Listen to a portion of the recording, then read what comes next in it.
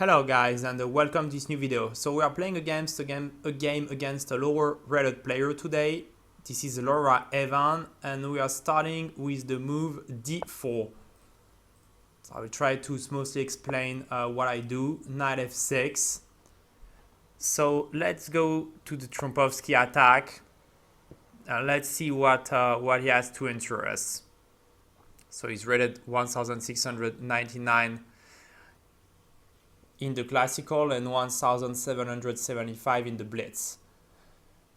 So bishop g5, while putting pressure on the knight, the knight is controlling Sunwell squares and we are putting pressure on it. So now the knight is pinned and I will take advantage of this pin to push the pawn to e4.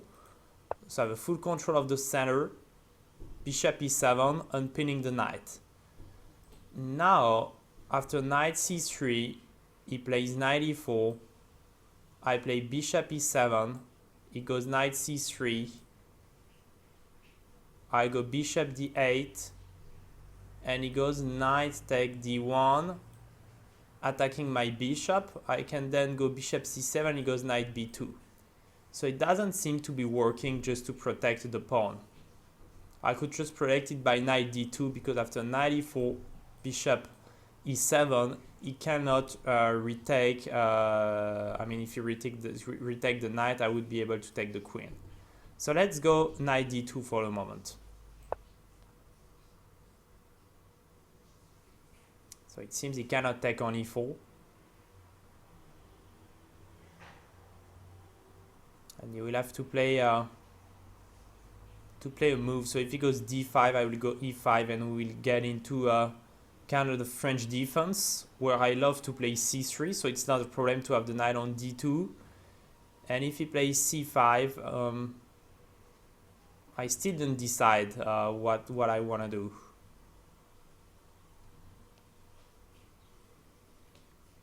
So you see, it's the early game, it's all about controlling the center. So he has to react. Knight c6. I don't really like this move because he cannot play c5 anymore. So now if I go knight c3, knight e4, bishop e7, it's still good. So I can go knight f3.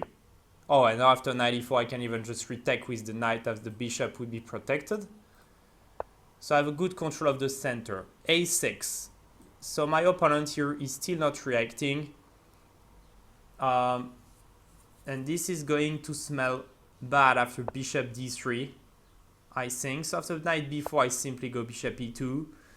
And after d6, I'm castling. So playing simple moves for the moment. But I'm having this control of the center. So we need to put our pieces on their natural squares. So the rook on e1. I still don't decide if I prefer to play c3 or c4. It will wait to see the moves he's producing. Knight g8. A strange move. I love to keep the pieces on the board because it's hard for him to develop. So he just played two knight moves. Let's go now c4. Taking space.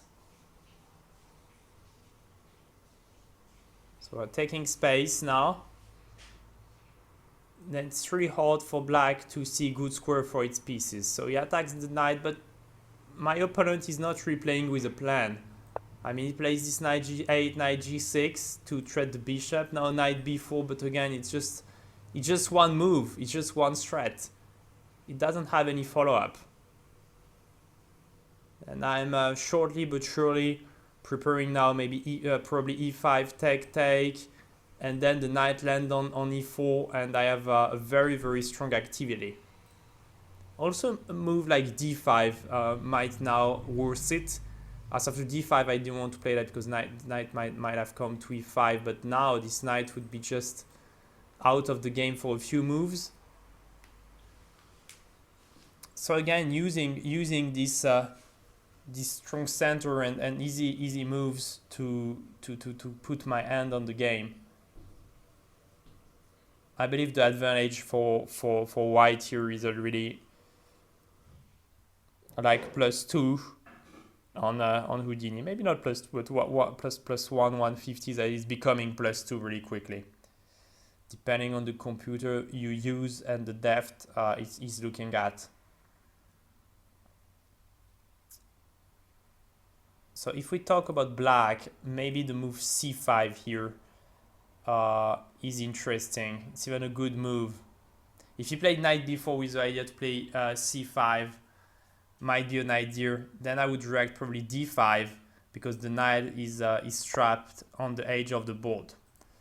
So he had to play a5 to give a square to this knight. Let's just come back just to explain you. So c5, I would play d5 because the knight, then all the squares the knight can land on are attacked. I mean, I control and I'm turning a3. So he would have had to play c5, d5, and a5, and it's hard. So he went knight c6. So now I can consider the move e5, which I talked about a bit earlier. Then knight might come to e4 afterward. Yeah, I think it's time now. Her pieces are almost perfectly placed. We can now push the pawn and bring the bishop to f4.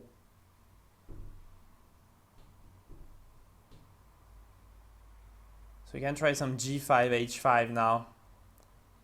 It's maybe the best practical chances here for black. It looks a bit scary. I would have started with g5 because now can I just play knight e4? And you cannot play g5 anymore because I'm taking it. Yeah, maybe he missed a good chance to find counterplay.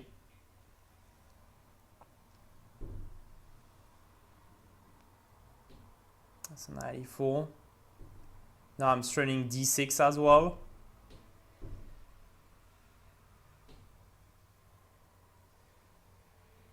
It's not that easy to win against people that are not moving a lot of pawns and pieces. I mean, it's not that easy to find the right moves to go through the defense. So take. I remember watching a lot of correspondence chess where the player played like g6, b6, d6, e6, bishop g7, knight e7, knight e7, and castle. And it's not easy at all to win. I mean, in correspondence chess, this is something that a lot of people play with more than decent results. I mean, the best correspondence player in the world might play this type of opening, and even a guy with a computer can't break it easily. So it's never that easy. Just the thing is that it's a lot easier for black to make a mistake in those type of positions than for white. So that's why in classical chess it's not really working. So queen e7. Now can I play a3 and b4 and c5 to bury the bishop?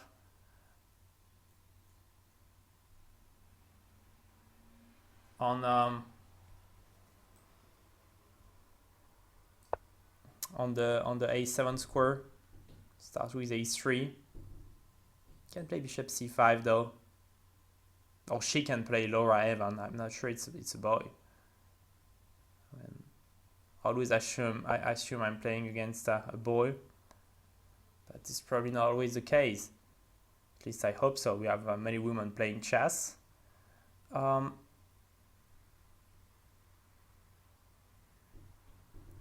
Okay. Can I go bishop g5 now? Pawn f6, pawn takes. Some knight c5 and bishop g6 check. Or maybe starting just with h3.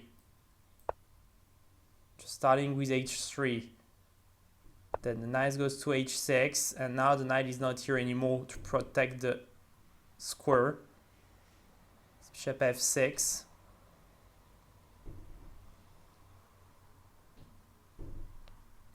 Queen goes backward, and maybe rook d2, attacking the bishop. Really using all the pieces now. So really using the d file.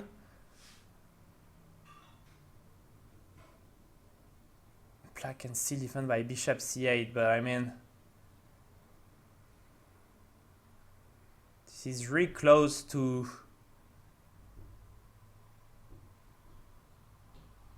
being over. It's really getting closer and closer to being over. Oh no, bishop c8, rook d8, knight d8 and queen d8 checkmate. Sorry for that, missed this one. So knight b8 might be the only defense. Knight b8 I think was the only correct move, because now can I play rook d6, pawn d6 and knight d6? And he has to give back to give up the queen.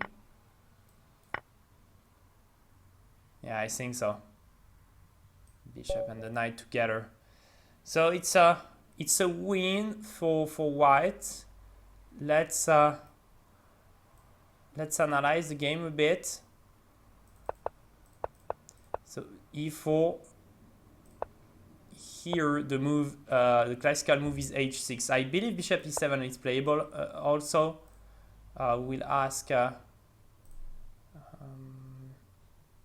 for the computer analyze to help us watch the game. So e4, bishop e7, knight d2. So the tactic with knight e4 is not working here. As I've been explaining, knight c3, knight e4. So I cannot retake because it takes. Bishop e7, knight c3, bishop d8, knight d1. And after bishop c7, knight takes d2. Let me show it to you again. So knight c3, knight e4, bishop e7, knight c3, bishop d8, knight d1, bishop here, knight b2. And maybe I could have played here. Okay, if I play a4, he plays d5, and the knight is going away. And if I play, well, I could maybe play c4. I mean, but I'm a pawn down. I mean, knight d2 seems okay. So knight c6, a move I didn't like, because you want to make breaks like c5, d5, like in the French defense. When you play knight c6, it means you give up the center and you cannot fight for it anymore. So knight f3, a6, again, a move that is not contending for the center. Bishop d3, d6, castle, and here black had to play h6. Maybe a correct move. I would have gone maybe bishop f4. Yeah, maybe castle was a bit. I mean, when you castle, you expose yourself to h6, g5. I probably better play the queen e2 here, not giving the address of my king for the moment. Was probably more precise.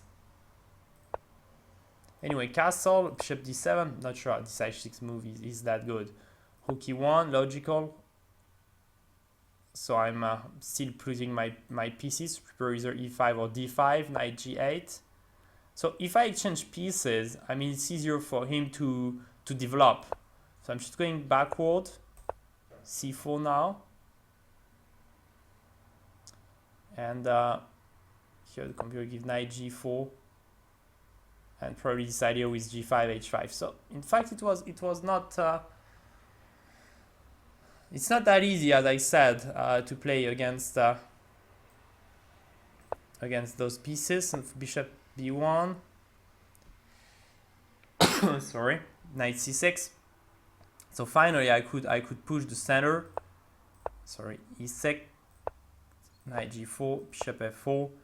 Here I would have gone g5, as I said, attacking the bishop, and h5 probably gives more.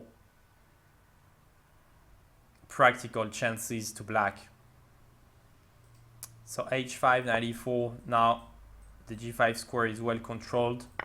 Take, bishop b4. And here it's over. Rook e2. It's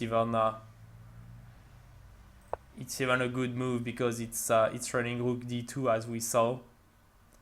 And now it's just a question of finishing the game. So here the computer gives long castle, but I mean, you will never checkmate in the long chess game. It's impossible. Just still give chances. Bishop g5. Now we are attacking like that, and rook d2. It's game over. The only move was knight b8. And we could have continued by queen b3 because the bishop is pinned.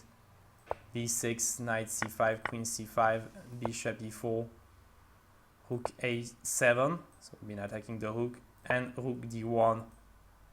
So somehow this is just breaking the black position, and sooner or later you just win material in those kind of positions. So what I would say to summarize it, even if as I said, the difference when you watch the computer is not that big after giving up the center, because, well, as I said, I mean, correspondence chess, the computer always finds some strange, not strange, but unnatural resources, but you have so much room for error in those positions. I mean, the mistake was probably here not to contend for the center, either d5, either c5. I mean, when you put yourself in those type of positions with your opponent having the 2 pawns in the center, you're always going to be under pressure. So, good game. I hope you learned something by watching this video. Have a nice day. Goodbye.